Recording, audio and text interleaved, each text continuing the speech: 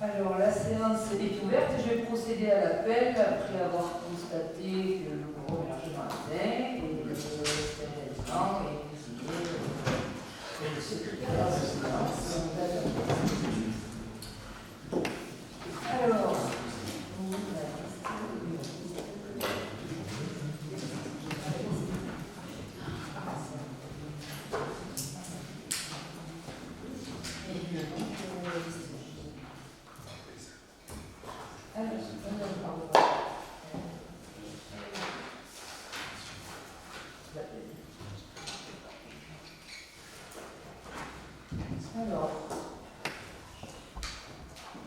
Mattei Martine présente. Rifa Walke Martine Présente.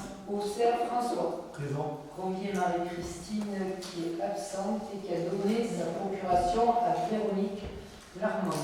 Chebouki Mouloud. Présent. Larmande Véronique. Présente. Bermand Philippe. Présent. Lafont Agnès. Présente. Vaneg Laurent. Présent.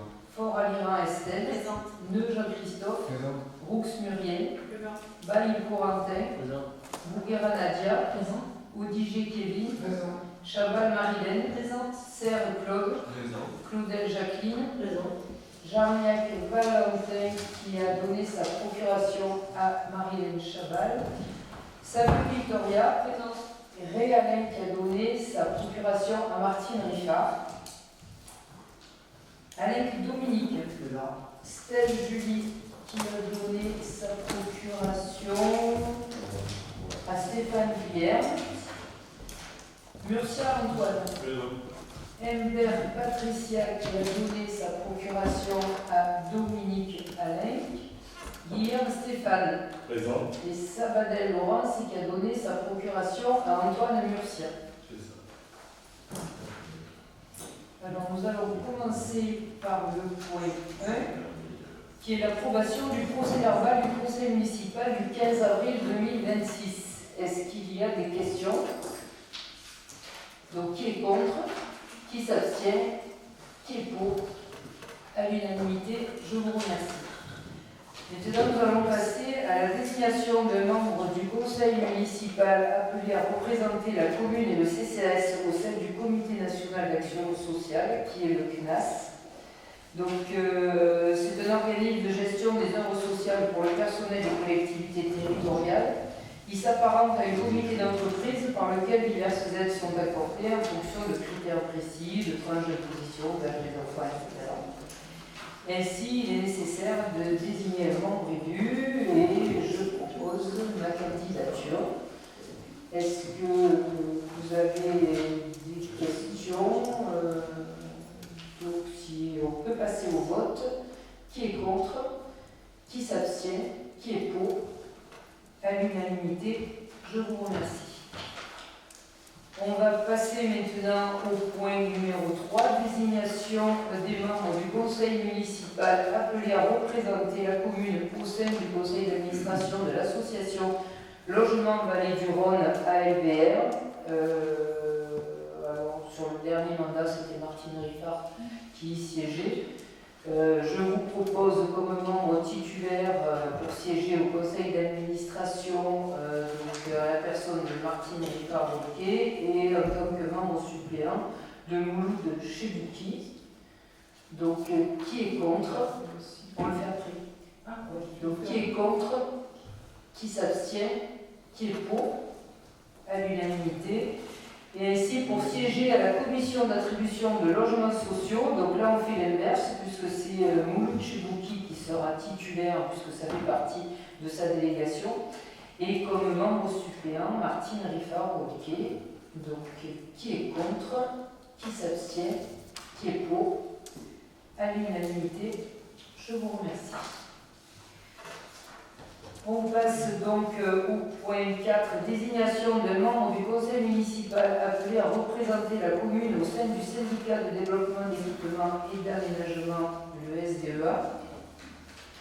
Donc, suite au renouvellement du conseil municipal et conformément à l'article L 2121-33 du Code général des collectivités territoriales, il convient de procéder à la désignation d'un délégué pour représenter la commune au sein du SDEA. Les équipes du SDEA, pour rappel, accompagnent les collectivités collectivité de l'Ardèche durant toutes les étapes de la réalisation de projets d'équipement, assistance à maîtrise d'ouvrage.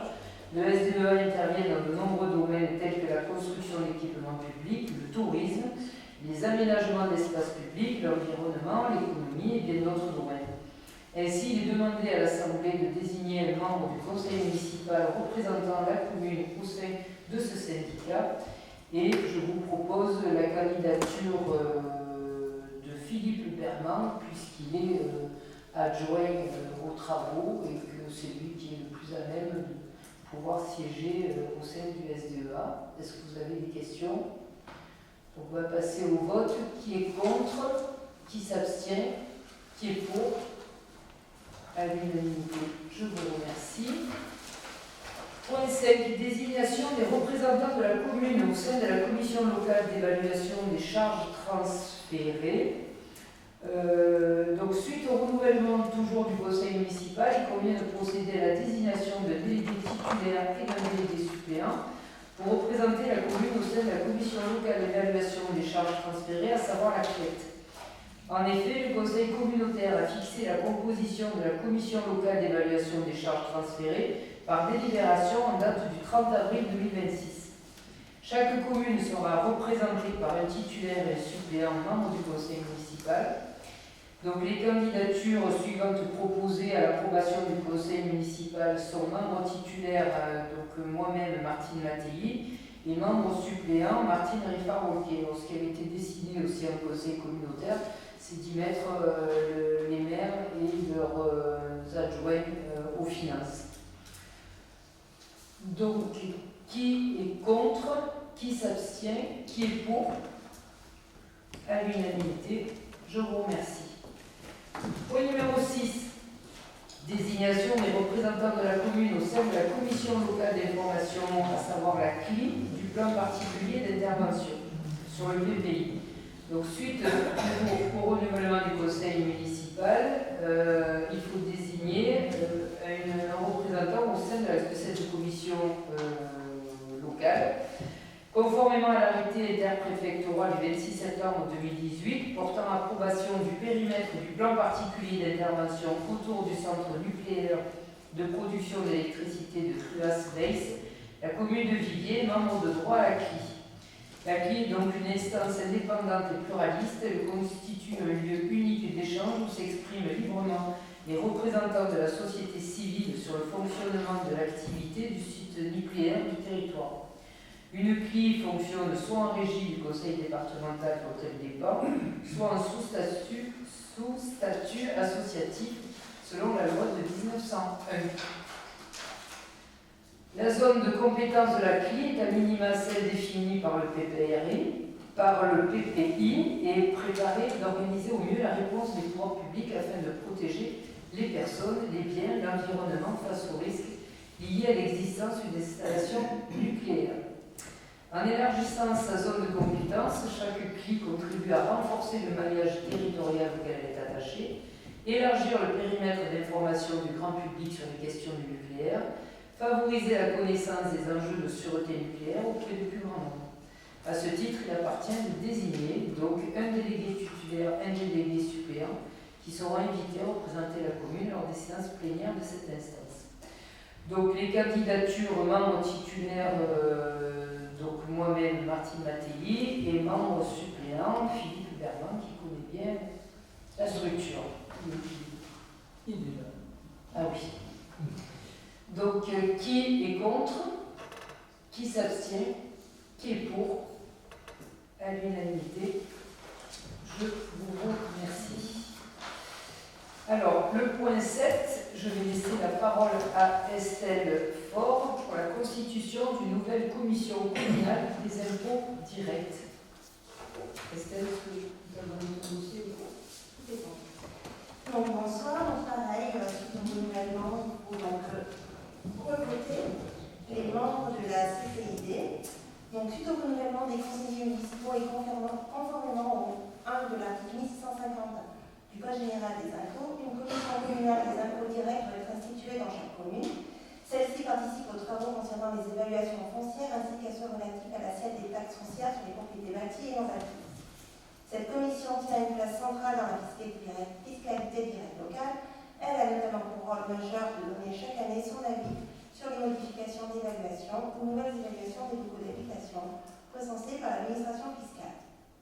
Depuis la mise en œuvre au 1er janvier 2017 de la révision des valeurs locatives des locaux professionnels, elle participe par ailleurs à la détermination des nouveaux paramètres départementaux d'évaluation, secteur, tarif ou coefficient de localisation.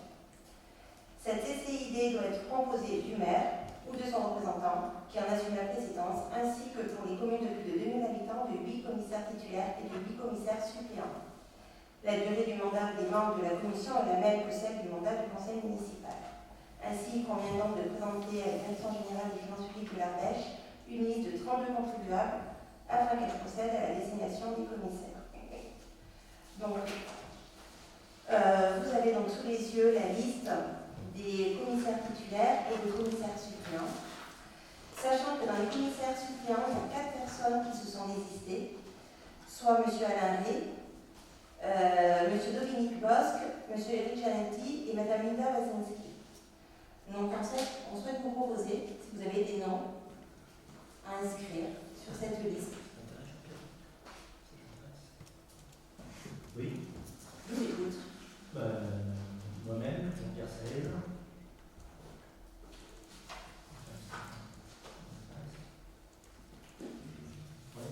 Antoine Mursa, et Jean Guillaume.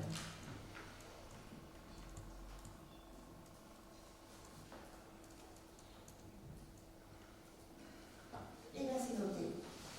Donc on va procéder au vote. Qui est contre? Qui s'abstient? Qui est pour? Merci Estelle. Donc on reprend le point 8, désignation d'un correspondant de défense. Le gouvernement a engagé depuis la mise en œuvre de la professionnalisation des armées une série d'actions destinées à renforcer le lien entre la nation et ses forces armées, au rang desquelles figure la désignation au sein de chaque conseil municipal d'un conseiller en charge des questions de défense. Ainsi, il s'agit ainsi de disposer dans chaque commune un correspondant identifié dont la fonction est de servir de relais d'information entre le ministère de la Défense et la commune. Ainsi, il est proposé à l'Assemblée de procéder à la désignation d'un correspondant de défense, à savoir moi, Martine Maté. Est-ce qu'il y a des questions? Donc, oui. Excusez-moi, juste pas de question là-dessus, je me permets de revenir sur le point précédent comme vous ne nous avez pas contacté avant. Stéphane vient de dire qu'il n'était pas propriétaire, donc pas contribuable, donc il ne peut pas faire partie. Donc je vous propose de mettre le ministère à la place. Voilà. Et donc vous m'avez dit à l'arrêt du boss qui avait Gianati, c'était qui la quatrième personne? Et Linda Wazinski. Ok, merci.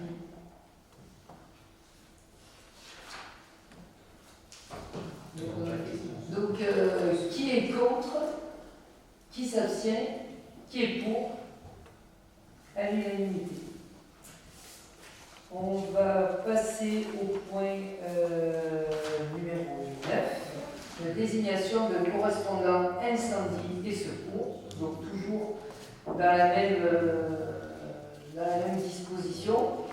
Donc, visant à consolider le modèle de sécurité civile et valoriser le volontariat des sapeurs-pompiers et des sapeurs-pompiers professionnels à instaurer en son article 13 l'obligation de désigner un correspondant incendie et secours parmi les adjoints ou les conseillers municipaux. Le correspondant incendie et secours est l'interlocuteur privilégié du service départemental ou territorial d'incendie et de secours dans la commune sur les questions relatives à la prévention, la protection et la lutte contre les incendies. Il a pour mission l'information et la sensibilisation du conseil municipal et des habitants de la commune sur l'ensemble des questions relatives à la prévention et l'évaluation des risques de sécurité civile, à la préparation des mesures de sauvegarde, à l'organisation des moyens de secours, à la protection des personnes, des biens et de l'environnement, et au secours et soins d'urgence aux personnes victimes d'accidents, de sinistres ou de catastrophes, ainsi qu'à leur évacuation. Donc ainsi, il est proposé de désigner un correspondant incendie et secours, donc moi-même, Martine Mattei. Qui est contre? Qui s'abstient? Qui est pour? À l'unanimité, je vous remercie. On va continuer sur le même modèle pour le point 10 et cela concerne aussi correspondant à la sécurité routière. Donc le référent à la sécurité routière est le correspondant privilégié des services de l'État et des autres acteurs locaux de la sécurité routière. Il veille à la prise en charge de la sécurité routière dans les différents champs de compétences de la commune et coordonne les actions en œuvre par ces différents services. Ainsi, il est proposé à l'Assemblée de procéder à la désignation de correspondant à la sécurité routière et je propose mon poste-doc Martine Matigny. Donc, qui est contre? Qui s'abstient? Qui est pour? À l'unanimité, je vous remercie. Le point 11, formation des commissions municipales et désignation de leurs membres. Donc, en application du Code général des collectivités territoriales, le conseil municipal peut former au cours de chaque séance des commissions chargées d'étudier les questions soumises au conseil, soit par l'administration, soit à l'initiative d'un de ses membres. Elles sont convoquées par le maire qui en est le président de droit dans les 8 jours qui suivent la nomination ou à plus bref délai sur la demande de la majorité des membres qui les composent. Dans cette première réunion, les commissions désignent un vice-président qui peut les convoquer et les présider si le maire est absent ou empêché. Dans les communes de plus de 3500 habitants, la composition des différentes commissions, y compris les commissions d'appel d'offres et les bureaux d'adjudication, doit respecter le principe de la représentation proportionnelle pour permettre l'expression pluraliste des élus au sein de l'Assemblée communale. Donc, il est proposé de créer les commissions suivantes qui seront composées de 8 membres en fonction des propositions de candidature, plus le maire. Commission 1, Finances, Budget. Commission 2, Patrimoine, Tourisme, Mobilité, Port. Commission 3, Sport, Vie associative. Commission 4, Action sociale, Santé, Seniors, Accessibilité, Handicap et Emploi. Commission 5, Éducation, Enfance, Jeunesse et Affaires scolaires. Commission 6, Travaux, Urbanisme. Commission 7, Environnement, Transition énergétique, Cadre de vie. Et commission 8, Culture, Festivités, Lecture publique, Cérémonie, Communication. Est-ce que vous êtes, je voulais vous poser une question, est-ce que vous êtes tous d'accord pour procéder à cette désignation à main levée? Sinon, on est obligé de faire ça. D'accord. Alors, si oui, cette décision concernant les 8 commissions est approuvée. Donc, on est OK. Donc, qui est contre? Qui s'abstient? Qui est pour? Je vous remercie. Alors, idem pour les votes pour les listes par commission. Si on peut le faire, tout le monde est d'accord pour le faire à main levée? Merci. Commission 1, Finances, Budget, 8 sièges à pourvoir, plus le maire. Donc, majorité municipale, Martine Riffard-Walquet, Estelle Foraliran, Philippe Berma, François Auxerre, Mouloud Chebouki, Marie-Christine Combier, Dominique Alex, Stéphane Guillerme. Donc, il y a bien 8 sièges attribués. Donc, on va voter au fur et à mesure par commission. Donc, qui est contre, qui s'abstient, qui est pour? À l'unanimité. Commission 2, Patrimoine, Tourisme, Mobilité, Port, 8 sièges à pourvoir plus le maire. Majorité municipale, François Auxerre, Agnès Lafont, Philippe Berman, Marie-Christine Combier, Véronique Larmande, Kevin Audigier, Dominique Alenc et Patricia Imbert. Qui est contre, qui s'abstient, qui est pour? À l'unanimité. Commission 3, Sport, Vie associative, 8 sièges à pouvoir plus le maire. Marie-Christine Combier, Véronique Larmande, Valentin Jarniac, Jacqueline Claudel, Marilène Chaval, Claude Serre, Julie Stel, Dominique Alenc. Qui est contre? Qui s'abstient? Qui est pour? À l'unanimité. Commission 4, Action sociale, Santé, Seniors, Accessibilité, Handicap, Emploi, 8 sièges à pourvoir plus le maire. Muriel Roux, Mouloud Chebouki, Nadia Bouguera, Martine Riffard-Walquet, Marilène Chabal, Jacqueline Claudel, Laurence Sabadell, Stéphane Guillerme. Qui est contre? Qui s'abstient? Qui est pour? À l'unanimité. Commission 5, éducation, enfance, jeunesse et affaires scolaires. Toujours 8 sièges à pourvoir plus le maire. Véronique Armande, Marilène Chabal, Victoria Savio, Mouloudji Bouki, Valentin Jarniac, Marie-Christine Combier, Julie Stett et Laurence Savadel. Qui est contre? Qui s'abstient? Qui est pour? À l'unanimité. Commission travaux urbanisme, 8 sièges à pourvoir, toujours plus le maire. Philippe Berman, Martine Riffa-Walke, Estelle Foraliran, François Hausser, Agnès Lafont, Alain Ré, Murcia Antoine, Patricia Humbert. Qui est contre? Qui s'abstient? Qui est pour? À l'unanimité. Commission 7, environnement, transition énergétique, cadre de vie, toujours 8 sièges à pourvoir, plus le maire. Agnès Lafont, Jean-Christophe Neu, Corentin Baille, François Hausser, Alain Ré, Kevin Audigier, Alain Dominique et Stéphane Guilherme. Qui est contre? Qui s'abstient? Qui est pour? À l'unanimité. Commission culture, festivités, lecture publique, cérémonie, communication, 8 sièges à pourvoir, plus le maire. Laurent Valeg, Jacqueline Claudel, Claude Serre, Nadia Bouguera, Philippe Berman, Agnès Lafont, Antoine Murcia et Stéphane Guilherme. Qui est contre? Qui s'abstient? Qui est pour? À l'unanimité, je vous remercie. Le point 12, formation de la... Comment? 12? Ah, d'accord, tu m'as dit. 12, formation de la commission d'appel d'offres en matière de marché public et désignation de ses membres. Pour les communes de 3500 habitants et plus, la constitution et la composition de la commission d'appel d'offres ainsi que la désignation de ses membres sont régies par les dispositions de l'article L1411-5 du Code général des collectivités territoriales, auquel renvoie l'article L1414-2 du DICOM.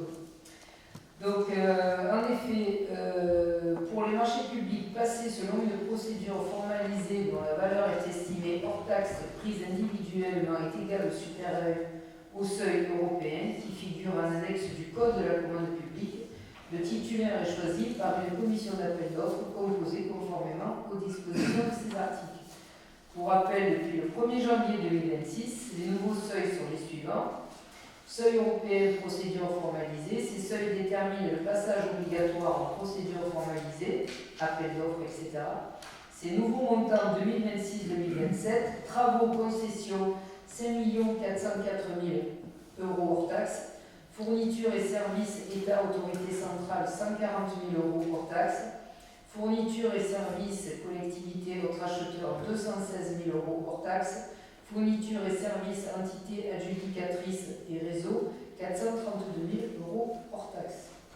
Seuils nationaux, dispenses et procédures adaptées, dispenses de publicité émises en concurrence, travaux, 100 000 € hors taxes pérennisés au 1er janvier 2026, fournitures et services, 40 000 € hors taxes jusqu'au 31 mars 2026, 60 000 € hors taxes à partir du 1er avril 2026. En dessous de ces seuils, achat possible sans publicité ni mise en concurrence préalable avec respect des principes fondamentaux. Procédure adaptée, donc avec la MAPA, entre les seuils de dispense et les seuils européens, procédure souple MAPA, exemple travaux de 100 000 € à 5 404 000 € hors taxes, fourniture au service de 60 000 € à 216 000 € hors taxes après le mois d'avril 2026. Ainsi, cette CAO comprend 5 membres titulaires et 5 membres suppléants élus par le conseil municipal en son sein à la représentation proportionnelle au plus fort reste. Les listes peuvent comporter moins de noms qu'il y a de sièges à pourvoir. Elles doivent indiquer les noms et les prénoms des candidats au poste de titulaire et de suppléant. Donc, concernant la liste pour la majorité municipale, en ce qui concerne les titulaires, il y aura Martine Riffa-Walke, Estelle Faure-Aliran, Philippe Berman et Agnès Lafont.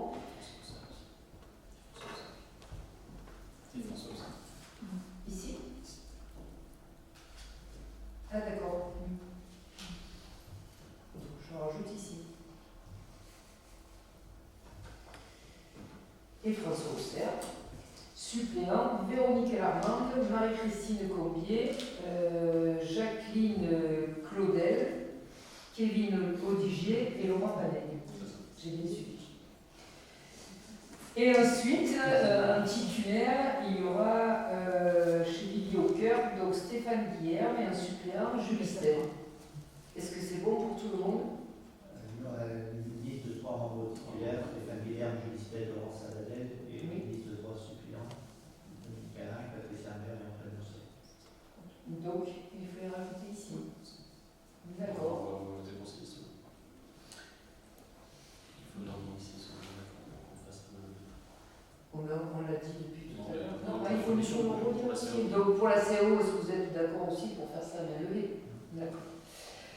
Alors, donc on rajoute, si je reprends votre liste, un membre titulaire, Stéphane Guilherme, Julie Stell, Laurent Savadel, un membre suppléant, Dominique Alain, Patricia Mer et Antoine Mercier. On peut voter? Donc, qui est contre? Qui s'abstient? Oui, pour la majorité. Oui, on va d'abord pour votre liste et après pour la nôtre. Oui. Donc, mais j'attendais ça, je ne vais pas préciser. Donc, alors, pour la majorité municipale, qui est contre? Qui s'abstient? Qui est pour? Alors, pour la liste Vivi au cœur, on n'a rien vu. Qui est contre? Qui s'abstient? Alors, vous voyez, donc il faut vous suivre.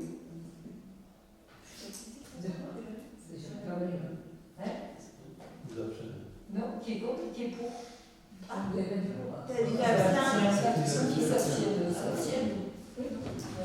Malheureusement, tu l'as dit. Oui, tout le monde est sur le norme. Ouais, mais c'est parce que jusque-là, c'était proportionnel. Voilà, Et là, on est sur il y a deux listes. On est sur le vote logique. Voilà. En fait, c'est ça. Voilà, on a voté pour la liste de la majorité. Maintenant, on vote pour la liste. Voilà. Donc, qui s'abstient? Oui.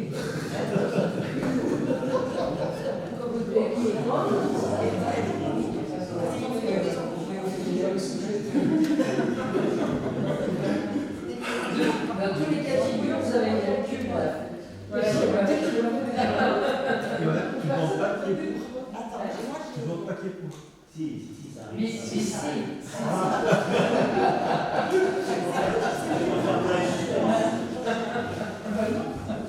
Ça n'empêche pas d'être pour.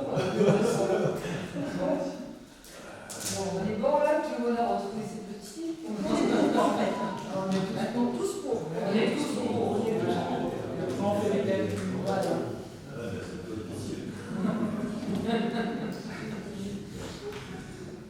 Bon, point 13, formation de la commission municipale, délégation et services publics et désignation de ses membres. Alors, la délégation des services publics constitue avec les marchés publics les principaux modes de relations contractuelles entre les collectivités et les prestataires extérieurs. Elle est ainsi définie comme un contrat par lequel une personne morale de droit public confie la gestion des services publics dont elle a la responsabilité à un délégataire public ou privé, dont la rémunération est substantiellement liée au résultat de l'exploitation du service. Le délégataire peut être chargé de construire des ouvrages ou d'acquérir des biens nécessaires au service. Les règles de composition des commissions de délégation de services publics sont les mêmes que celles relatives à la CAO. Donc, on peut voter aussi à main levée, il n'y a pas de problème. Alors, la liste. Ici. Donc, c'est exactement la même liste. Alors, pour la majorité municipale, Martine Réfard-Wauquiez, Esther Fort-Aliment, Philippe Bernard, Agnès Lafont, suppléant, Véronique Larmande, Marie-Christine Combier, Jacqueline Claudel, Kevin Audigier. Et j'avais oublié encore François Auxerre, le nom voir, et Laurent Vaneg, un suppléant. Alors, ça change. Et Vivi au cœur, donc Stéphane Guilherme, Christelle, Laurent Sabadell en titulaire et en suppléant Dominique Adel, Patricia Hébert, Antoine Dossiat. Pour la première liste, qui est contre, qui s'abstient, qui est pour? Allez. Deuxième liste, qui est contre, qui s'abstient, qui est pour? Allez, c'est magnifique. Allez, on continue avec le point 14, création d'une commission extra-municipale marché hebdomadaire. Alors, il convient de créer une nouvelle commission marché hebdomadaire qui n'a aucun caractère obligatoire, mais conseillé en ce qu'elle permet de maintenir un dialogue permanent entre les différents acteurs du marché. Elle est par ailleurs consultée pour avis sur tout projet impactant l'exercice de l'activité des commerçants non sédentaires sur le marché. Elle peut être composée d'élus municipaux, notamment le maire ou son représentant, du ou des agents chargés du marché, des représentants des organisations professionnelles, des commerçants installés sur le marché. Selon l'ordre du jour, la commission extra-municipale peut inviter d'autres associations locales, des organisations professionnelles et des personnalités qualifiées. Il est donc proposé à l'Assemblée la création de cette commission. Qui est contre? Qui s'abstient? Qui est pour la création? À l'unanimité. Donc la composition de cette commission extra-municipale, on avait dit 3 élus, c'était ça? 3 élus, le suppléant. Voilà. 3 élus avec un suppléant et un placier, 3 professionnels adhérents à l'organisation professionnelle des marchés de France et un représentant du monde agricole. Donc, puisqu'on vient de voter, et là, quand on aura un peu plus avancé, à ce moment-là, vous avez fait une proposition, on verra aussi d'y inclure votre proposition. Point 15. Budget principal, décision modificative numéro 1, et je laisse la parole à Estelle. Donc, une première décision modificative. Donc, il est nécessaire d'effectuer une décision modificative concernant une dotation de l'agence de services et de paiement d'un montant de 20 328,13 € perçue par la mairie, mais qui doit être reversée à la communauté de communes du Rhône-Gorge-Ardèche de Bourg-Saint-Andéol. Alors, cette dotation concerne un accompagnement financier pour la mise en œuvre du service public de la petite enfance, compétence intercommunale. Il est nécessaire d'effectuer une décision modificative concernant une dotation de l'ASP d'un montant de 20 308,13 € perçu par la mairie, mais qui doit être reversé à la communauté de communes. Bon, je le vois. Oula, il y a un problème. Il y a du monde. Alors, afin d'aider les communes à faire face à l'accroissement des charges résultant de l'exercice obligatoire de l'ensemble des compétences, l'État les accompagne financièrement dans la mise en œuvre du service public de la petite enfance dans les conditions fixées par le décret numéro 2025-678 du 21 juillet 2025 relatif aux modalités de répartition de l'accompagnement financier des communes de plus de 3500 habitants pour l'exercice des compétences autorités de l'accueil des jeunes enfants. L'arrêté du 22 octobre 2025 portant notification pour l'année 2025 des attributions individuelles revenant aux communes au titre de l'accompagnement financier prévu à l'article 1888 de la loi 2025-127 du 14 février 2025 de finances pour 2025 et fixé la somme de 20 328,13 € pour la commune de Villiers. La commune de Villiers n'exerçant pas cette compétence petite enfance qui est exercée par la CC Draga, le choix d'un reversement total de cette dotation perçue est soumis au vote du Conseil. Donc, cette décision modificative, elle se présente de la façon suivante. On augmente les crédits donc, au chapitre 011 en fonctionnement, article 62-176 de 20 329 € et on augmente également en recettes de fonctionnement au chapitre 74 à l'article 74 718 1 participation de l'État et autres du même montant de 20 329 €. C'est donc le neutre pour notre budget.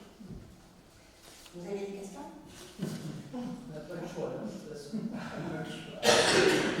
n'a pas le choix et l'année prochaine, normalement, ça devrait être reversé à la structure compétente. Ça, c'est parti d'abord dans les communes et le Sénat a déjà voté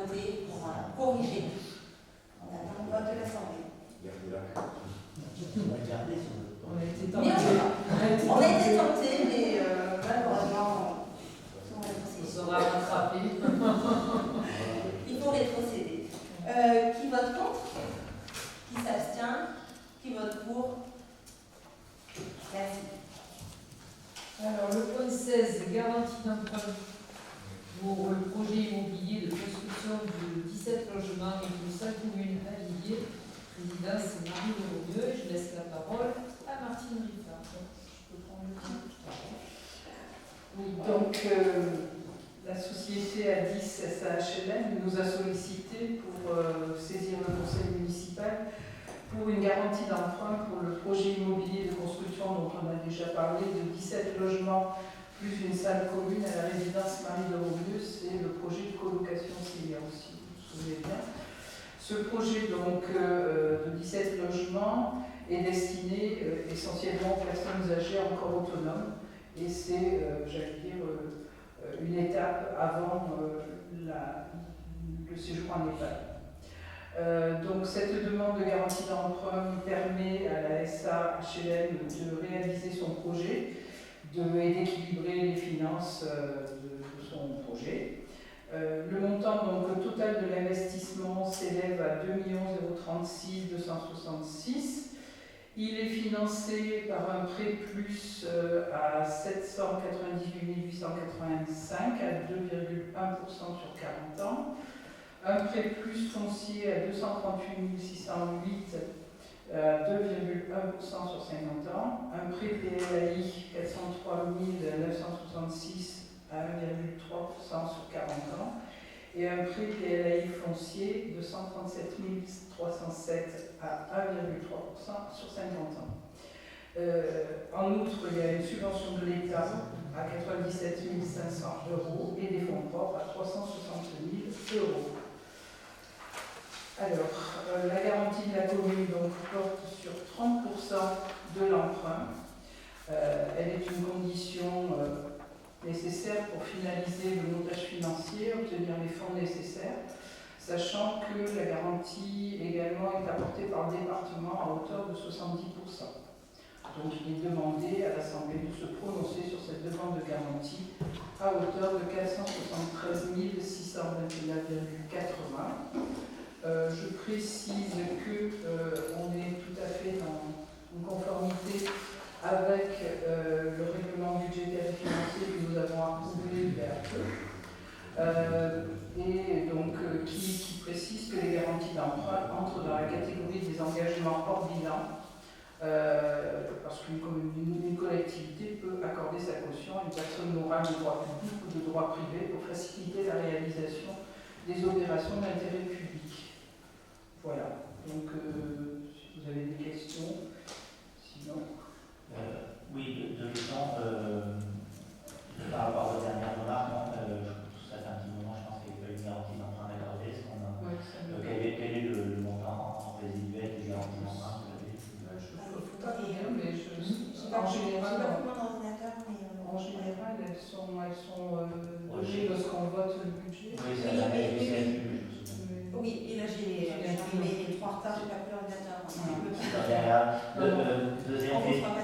Deuxième question, on sait que sur ce projet, il y a eu des interrogations par rapport à la carte coopérative et les risques de nuisances générées par la CAF par rapport à ces futurs nouveaux riverains. Est-ce qu'il y a eu des discussions qui ont pu avancer un peu avec eux ou pas, ou est-ce qu'on en est par rapport à ça? C'est une question qui a été évoquée, mais a priori, le mode de construction et tout ce qui va permettre effectivement l'isolation et les fenêtres à double ou triple d'ailleurs épaisseur devrait permettre effectivement de régler ce problème. Et quand on les avait rencontrés, c'était surtout sur une partie de l'année, parce que surtout la nuisance, c'est au mois de septembre quand il y a les vendanges. Le reste de l'année, c'est pas C'est le mois de septembre, en vrai. Ouais. Ça ne faudrait pas qu'on soit trop embêté. Ouais, mais Après, le reste de l'année, il y a une nuisance particulière. Voilà. Donc si S'il n'y a pas d'autres questions, je vous propose de passer au vote. Qui est-ce qui est défavorable? Qui est-ce qui s'abstient? Qui est-ce qui est favorable? À l'unanimité, merci beaucoup. Ensuite, on passe au point 17, admission en non-valeur de créances de faible montant, et je te redonne la parole, Estelle. Alors, je vous l'avais déjà, vous avez déjà informé brièvement lors du dernier conseil municipal, avec la convention de recouvrement, d'une délégation pour l'admission en non-valeur de créances de faible montant. Donc, l'admission en non-valeur est une mesure administrative d'agrément budgétaire et comptable qui concerne des créances en général anciennes dont les perspectives de recouvrement sont quasi nulles, des créances réputées irrécouvrables pour des raisons sans lien avec la gestion et les exigences du comptable, souvent ainsi retirées des écritures. Alors, retirer oui et non. S'entamer à annuler complètement les admissions en non-valeur, c'est pas un effacement de la dette. C'est, on admet de mettre en non-valeur, mais s'il venait à y avoir une proposition, une connaissance, en fait, une possibilité de pouvoir récupérer l'argent plus tard, ça sera récupéré. Et ça sera en recette exceptionnelle. Et ça sera en recette exceptionnelle. Tout à fait.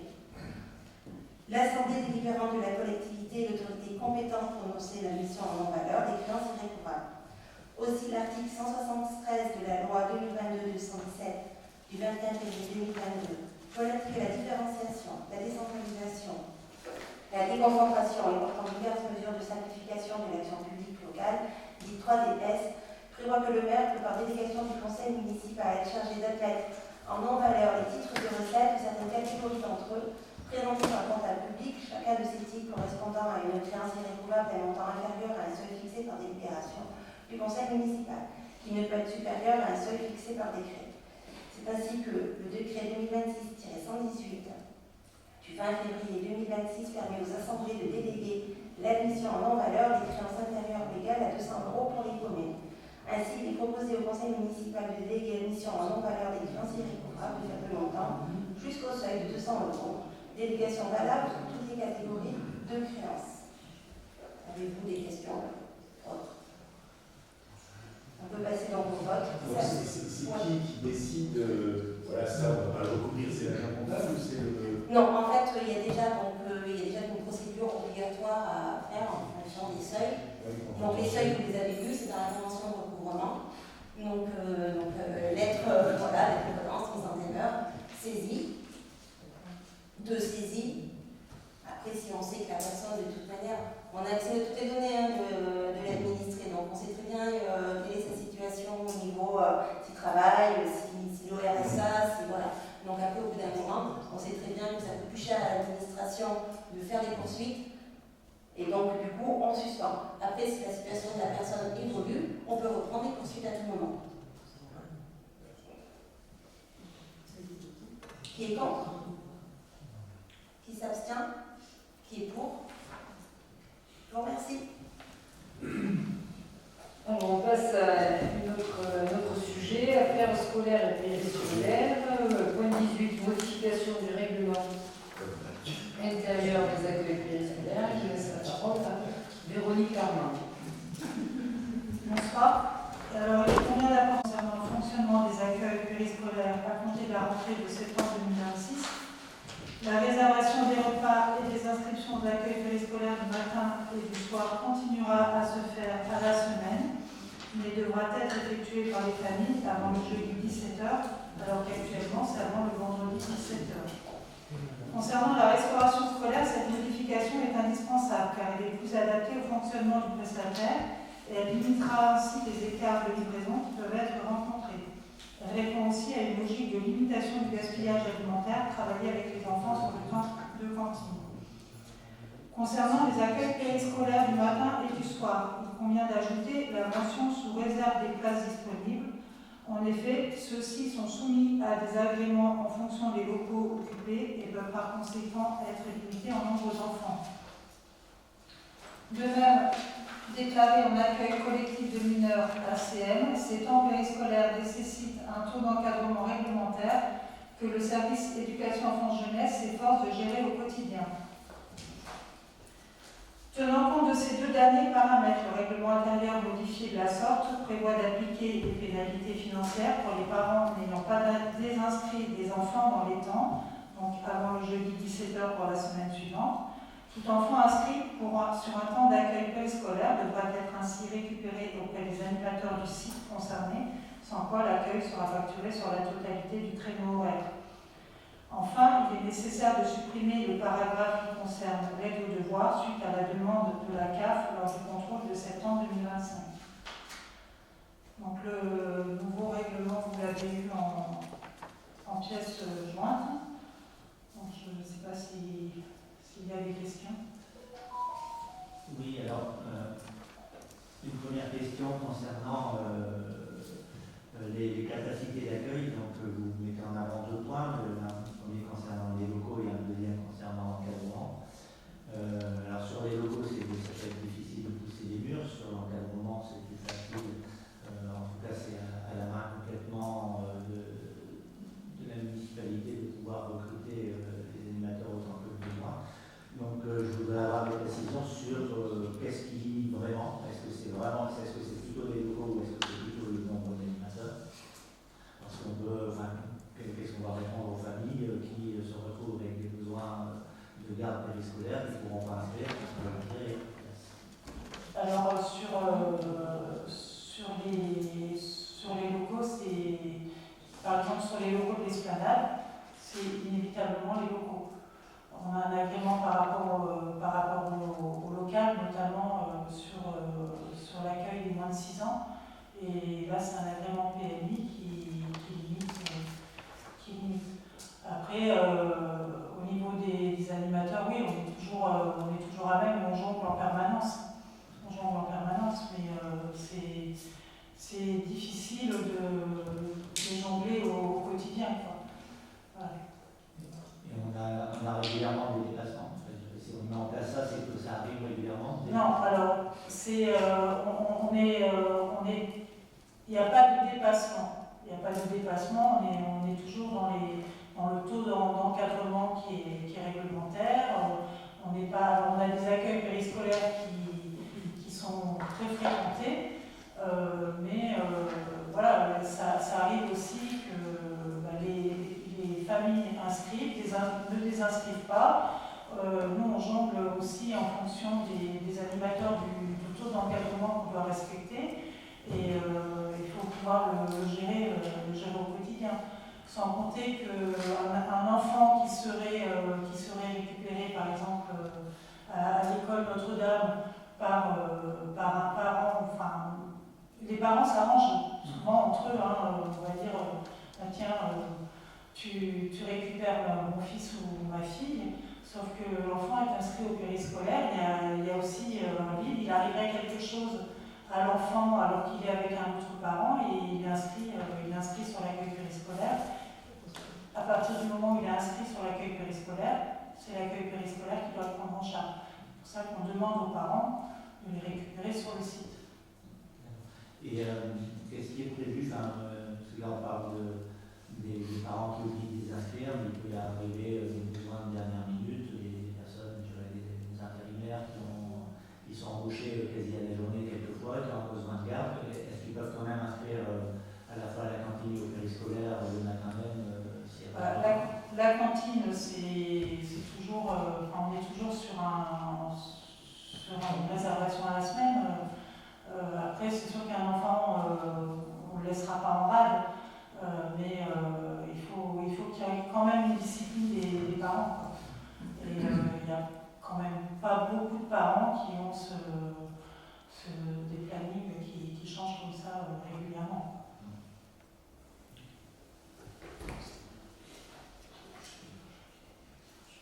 Ah oui.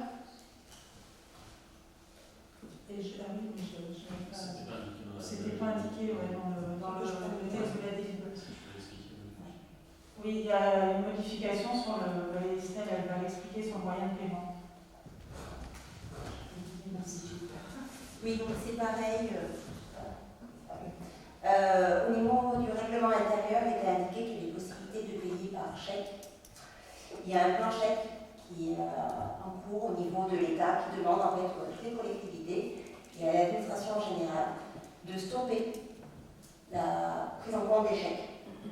Donc les encaissements par chèque vont être supprimés progressivement de l'ensemble des régies. Donc il y a des moyens de paiement autres qui sont proposés. Ça, c'est pas notre volonté à nous, mais on doit l'appliquer, c'est comme ça. Il n'y a plus personne, en fait, ils ferment, je crois que c'est à la fin de l'année où les centres d'encaissement de l'État seront tous fermés par coupe budgétaire. Donc du coup, forcément, ça se répercute sur l'ensemble des acteurs et nous, les collectivités, ça va nous poser forcément problème. Sur la régie, cantine, garderie, je pense qu'il y a toutes les possibilités qui vont permettre de faire un encaissement autre, que ce soit par prélèvement, par virement. Le prélèvement automatique a été mis en place. Voilà. Oui, voilà. Déjà, ça réduit forcément les impayés. Donc ça, tout ce qui peut réduire les impayés, c'est mieux. Et le virement aussi. Après, les chèques, de toute manière, ils sont, on va dire, il faudrait faire les quantifier, mais c'est pas déjà là maintenant. Il en reste très peu qui payent leur chèque. La proportion, effectivement, depuis la mise en place du prélèvement, ça diminue fortement. Voilà. Donc bon, là, cette régie-là, on va dire que ça sera plutôt facile. Il y aura d'autres régies où ça va être plus compliqué. Ouais, voilà. Le liquide, c'est toujours possible. Alors, pour le moment, oui, mais dites-vous que ça sera la prochaine réforme. Hein. Donc voilà, les liquides, au fur et à mesure, pareil, il va y avoir des indications claires par rapport à ça, qui vont être adressées à l'ensemble des collectivités pour les encaissements en espèces également. Et pour le moment, ça reste possible, bien sûr. Ouais, ça fait pour les échelons d'euros, c'est ça 300 Ah, bah oui, 300 euros. Hein. Avec possibilité après de paiement dans les bureaux de l'État presse affilié à la Française des Jeux. Ça va pas commencer à dire. Mais chez eux, c'est 300 euros aussi. Hein. C'est toujours 300 euros. Hein. La limite, c'est celle-là.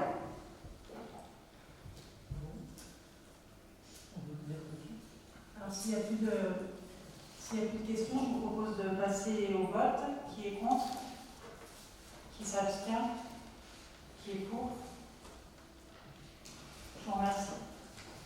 Alors, le point 19, les formations diverses.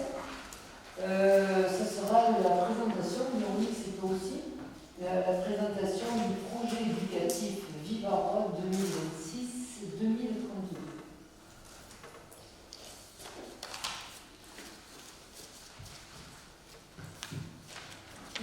Donc là, c'est pareil, le projet éducatif Vivara vous a été envoyé en annexe. Il convient, enfin là, il ne convient pas de le voter, mais voilà, on tenait à vous le présenter parce qu'il rentre dans le cadre légal, il définit les objectifs et les actions éducatives des personnes qui assurent la direction et l'animation des accueils mentionnés à l'article R 227.1 du Code de l'action sociale et des familles.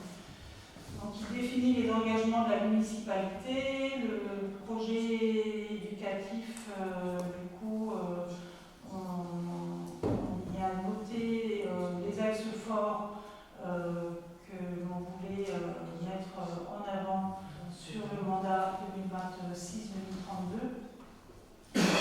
Alors, je ne vais pas tout vous détailler parce que vous l'avez en pièces jointes, mais on veut maintenir une qualité d'accueil dans les accueils périscolaires, mais pas seulement. Ça concerne aussi la sensibilisation à l'hygiène alimentaire et à l'activité physique avec le manger-bouger.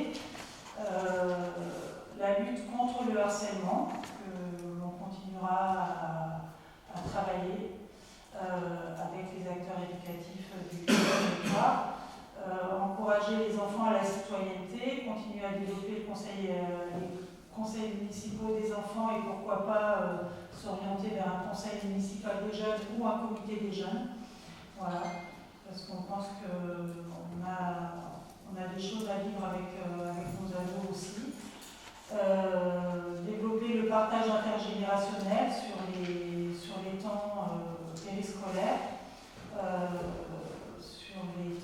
cantine. Et encourager les enfants et continuer avec eux le travail sur la sensibilisation à l'environnement, à la transition écologique et au patrimoine. Voilà. Si vous avez des questions sur ce projet éducatif, en fait, il reprend ce que nous avions formalisé aussi dans notre programme, en plus sans grande surprise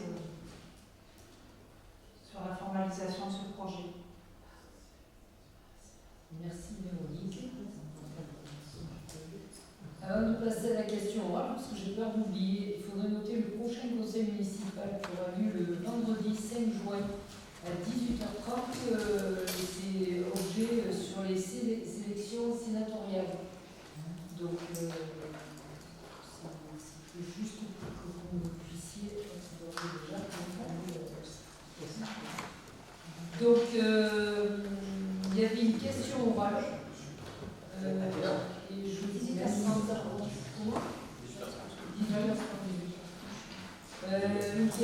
orale et je vous laisse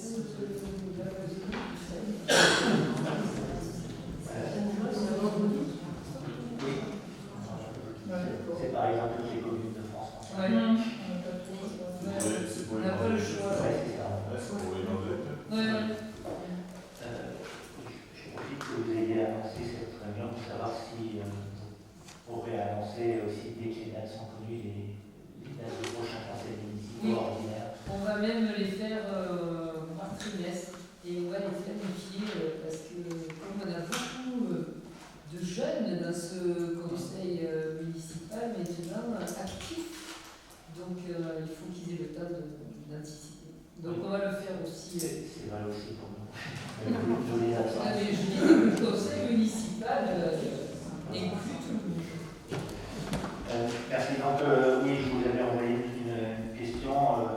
Notre ex-collègue Jean-Pierre Saez, qui est dans la salle, est intervenu en fin du mandat précédent concernant les dégradations de chaussées posées par l'entreprise et leur réalisé les travaux pour le compte de la Marga. Dans le dernier message qu'il a reçu, il est indiqué que l'entreprise Bertoni est intervenue sur la partie concernée par la CC Draga le 26 mars 2026 et que 2 hommes restaient à traiter par la commune après décision de cette dernière. Donc on voulait avoir des précisions sur ces raisons qui motivent l'intervention de la commune au lieu de la Marga sur les dégradations pour des travaux qui sont à la charge de cette dernière en tant que maître d'ouvrage et aussi des précisions sur la date de traitement de ces 2 hommes. Alors, je vais laisser la parole à Philippe qui a repris le dossier, mais effectivement, il y avait eu, il y a juste un peu avant les élections, une rencontre où M. Saez était présent, il y avait Marie-Christine Combier, je crois, et Jean-Louis Di Santo, et la vague. Et donc c'est Philippe qui a repris le dossier. Philippe, si tu veux bien répondre. C'est bon, vous m'entendez? Voilà. Donc, j'ai repris le dossier, tous les éléments que Jean-Pierre Saez m'a fournis, l'ensemble des aides, je les ai remis dans un ordre chronologique pour me faire un petit peu une idée. Je suis allé cet après-midi sur place, j'ai fait mes propres photos, j'ai vu celles qui m'avaient été montrées, et j'ai pris langue avec Mme Sanchilico du Polytechnique de la Draga, pas plus tard que au début d'après-midi. On a bien discuté, et je vous donne une petite partie de sa réponse que j'ai reçue il y a à peu près 1h30. Donc, il s'agissait suite à la réunion sur place du 8 janvier de regarder 2 solutions possibles. Il y a une solution qui coûtait cher à la commune et qui a été écartée, mais il se trouve que dans cette période, nous y étions tous fort occupés, plus un changement de personnel qui était en charge du dossier. La Draga n'a pas reçu la réponse, ce qui explique tout ce temps depuis janvier jusque maintenant mai. Voilà. Ceci étant, la solution qui était retenue, c'était de reprendre uniquement avec le jeudi, littéralement, un peu d'enrobé sur les 2 sites, c'est-à-dire sur les 2 virages qui sont au-dessus de Corrières, la sortie de la Manche. Et puis, elle n'est l'époque, c'était pour profiter que l'entreprise Bertoli était en action sur la RD86, ce qui n'est plus le cas aujourd'hui. Cependant, la décision qu'a pris la Draga aujourd'hui, c'est que l'entreprise n'étant plus sur place, elle les remercie de faire l'effort financier de revenir dès que possible, parce que vous aviez aussi posé la question du délai. La réponse est comme depuis du canon, c'est dès que possible. Mais je précise à l'avance qu'il ne s'agira pas d'une reprise de voirie, mais qu'il s'agira d'une ultime intervention. Conclusion, ce ne sera ni à la charge de la commune, ni à la charge de la Draga, mais demandé à la charge de l'entreprise. À l'origine, donc le camion, la photo que j'ai vue, c'est un 29 tonnes, 3 essieux, ça fait un peu plus de 9 tonnes par essieu, pour une limitation de 5 tonnes sur les voiries. Il ne faut pas se tenir que sur le bord, ça dégrade un petit peu, mais bon, ça va être réparé. Maintenant, à nous de suivre que la réparation soit conforme à l'attendu et qu'il n'y ait pas de difficulté de circuler. Voilà ce que je peux vous dire après avoir pris le dossier hier. Plus rien n'est à l'ordre du jour. Je vous souhaite une bonne soirée et bon week-end.